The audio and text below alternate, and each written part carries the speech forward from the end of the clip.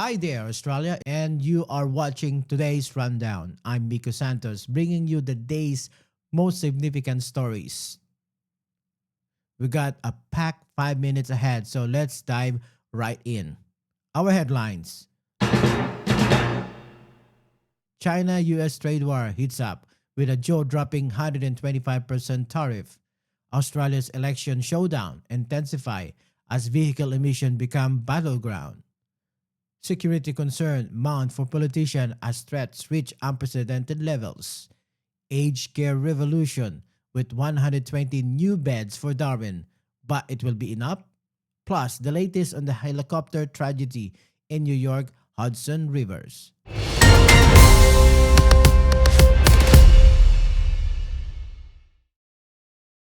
Leading our international coverage today, China has upped its tariff on US import to a staggering 125%, dramatically escalating the trade war between the world's two biggest economic powers. Despite the tensions, President Donald Trump expressed optimism about reaching a deal. Happens with China. We would love to be able to work a deal. They've really taken advantage of our country for a long period of time. They've ripped us off beyond nobody. How people stood for it, sitting in my position, is not even believable. And we're talking about many presidents, not just a couple. But they did, and all we're doing is putting it back in shape. We're resetting the table. And I'm sure that we'll be able to get along very well. I have great respect for President Xi. He's been, in a true sense, he's been a friend of mine for a long period of time. And I think that we'll end up working out something that's very good for both countries. However, diplomatic efforts are facing serious challenges, with Chinese leader Xi Jinping making his position clear.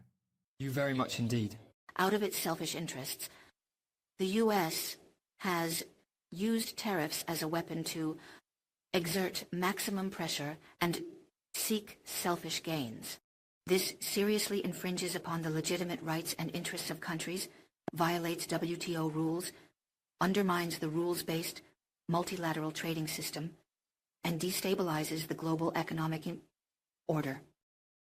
This move is against the whole world.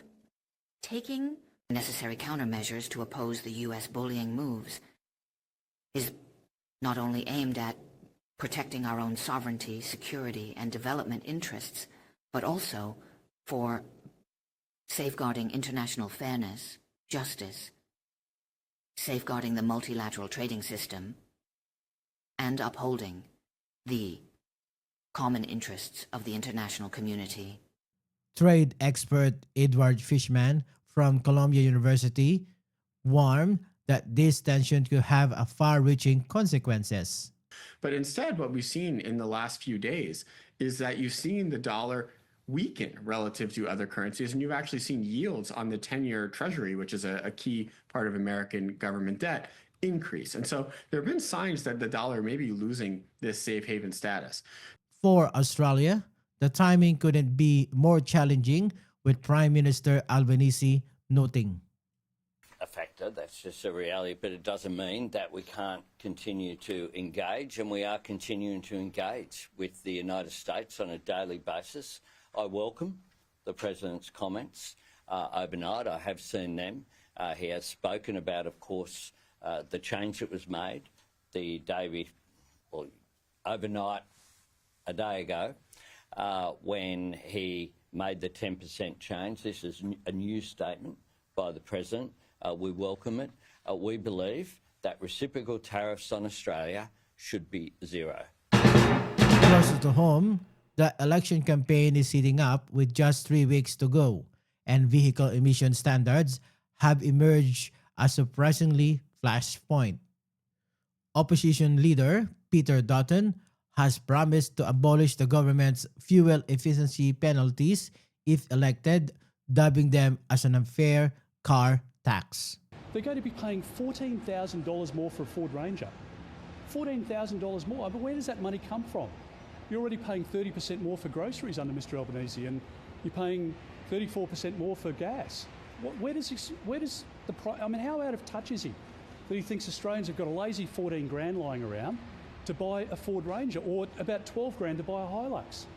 Young tradies and people who live in regional areas, Australians who are planning retirement over the next decade, are thinking about buying a Isuzu or a Land Cruiser or a Ford Ranger to tow a caravan. They're going to be smashed under this government. And I'm not going to allow that to happen. And that's why we're not going to allow Labor's Ute car tax. We're going to repeal it, and that'll make cars cheaper. It'll make fuel cheaper under our 25 cent a litre cut. And if we do that, we can get our country back on track. And I think, as we've pointed out once or twice before, Australians just can't afford 3 more years of Mr Albanese. But electric vehicle policy expert Dr. Gail Brombent isn't buying it. Car dealers are going to be selling new vehicles at, there's minimal margin on the profit that they make out of the sale of a new vehicle. They're not going to be putting the prices up because really they make most of their money out of the maintenance schedule particularly from gas guzzling cars. EVs have lower maintenance costs than regular fossil fuel vehicles. And honestly, they make more money out of financing the cars. So unless you're paying cash for a car, you're paying through the nose if you're taking finance from the car dealer. So that's actually how they make their money. And so they'll do everything they can to turn cars over to actually keep selling them. So I don't think that's going to be what will happen. Prime Minister Albanese fired back, highlighting the Australia's previous isolation on this issue. Let's be clear. There were, before this legislation was passed, only 2 countries in the world that did not have fuel standards: Australia and Russia under Vladimir Putin. The only countries in the world.